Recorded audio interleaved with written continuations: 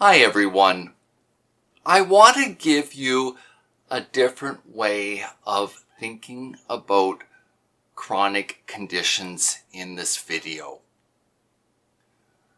It can be hard accepting that you have one and trying to figure out life after you've found or had confirmation of this. And so I want to help you in this video adjust to and hopefully are able to improve your quality of life. So let's back up a little bit. You've likely had a set of symptoms you're concerned about. Perhaps you've done a little bit of research on the internet and may be suspicious of MS or diabetes or any number of long-term illnesses that are going to affect you for a significant period of your life. You go to the doctor, some testing is done, you go back to the doctor, and sure enough, you have whatever you were suspicious of or the set of symptoms pointed to. What I think would be helpful is studying about and learning all about the illness, its symptoms, and then as you learn about the symptoms, you start figuring out strategies that you will use to overcome this. So let me give you a simple example that I think you'll be able to relate with. You go to the doctor because you're starting to have a hard time remembering things. It's dementia. A strategy you could then use for overcoming the forgetfulness would be listing off and making lists of chores and what you're going to do each day. It doesn't mean you've stopped living your life. You're just reorganizing and changing your response based on what's been presented to you by the medical community. It often becomes the case that when you have a chronic illness, you're going to become more knowledgeable about it than your family doctor. You know, family doctors like air traffic control. They have a defined step, but they're not the pilots flying the plane, the ground crew, and they're not the one that's living it out each day. If you'll learn about what's wrong, it will help you living the best life that's possible. Ultimately, it comes to a point of focusing on what's going to give you the best quality of life. I realize this can be very hard to accept, and it may take time to adjust to. But if you'll accept it, then you'll be living your life sort of in the defines of what's going to be helpful for you. And so that you're able to thrive in life under the circumstances.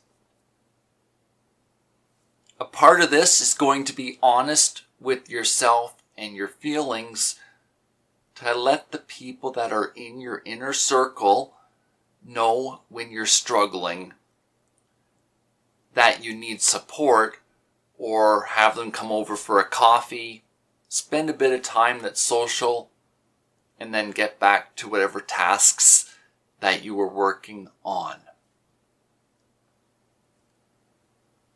I'm wanting to encourage you to find a way of having peace over what can be a debilitating illness, but overcoming it by learning about it, by asking questions, by getting a set of skills or tools that will help you. Perhaps in the case of a physical disability, a wheelchair might be a tool, or a grab bar, or a chair for when you're in the shower. But generally, learning about it, asking questions, taking care of your emotional health and well-being, and then over time recalibrating your life. I want to remind you that you're not a superhuman. In other words, give yourself the same grace that if a friend came to you with the same situation, that you would be saying, well, don't rush yourself, and you're doing fine, or this is what to look at and focus on right now. It's hard making change to your life, to the way you live your life, and I want to encourage you to not have superhuman expectations of yourself. It's eventually only going to lead to your downfall or make life really frustrating and hard for yourself.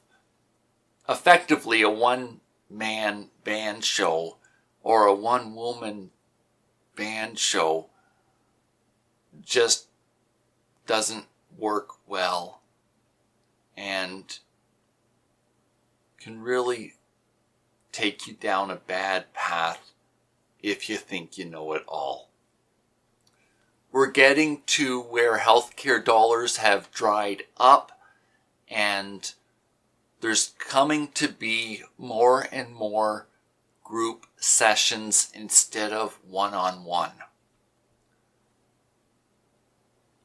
My idea would be to hire an occupational therapist for 2 or 3 sessions if you need help with the logistics of doing things. Going to a group near you, or maybe you could collaborate with your local hospital or a community health center to have an intentional group for a specific ailment. Attend it a few times, and then when you have more one-on-one questions, then hire the occupational therapist for maybe a 4th and a 5th session. Believe me, if you go into meetings or appointments with an occupational therapist with a very well listed set of tasks that need to be accomplished or questions that need to be answered, you can get a lot done without having to spend thousands of dollars on yourself and going backwards financially. Networking, talking to others, joining groups online as you go through your journey is part of the process that's worked well for me. The final part that I want to remind you again about is not to let the healthcare ailment become bigger or smaller than it is in your life. So before you were diagnosed with a chronic illness, you could have been a soccer coach. You're not all of a sudden not a soccer coach because you've found out something's happened. Don't forget that when you feel maybe the shock of finding out something's wrong. And then it's just a day at a time, living it out, and being in the mindset that you're committed to what's going on in your life and will do your best with what you have control over to live out your life. Thanks so much for this time that you spent with me today. Bye for now.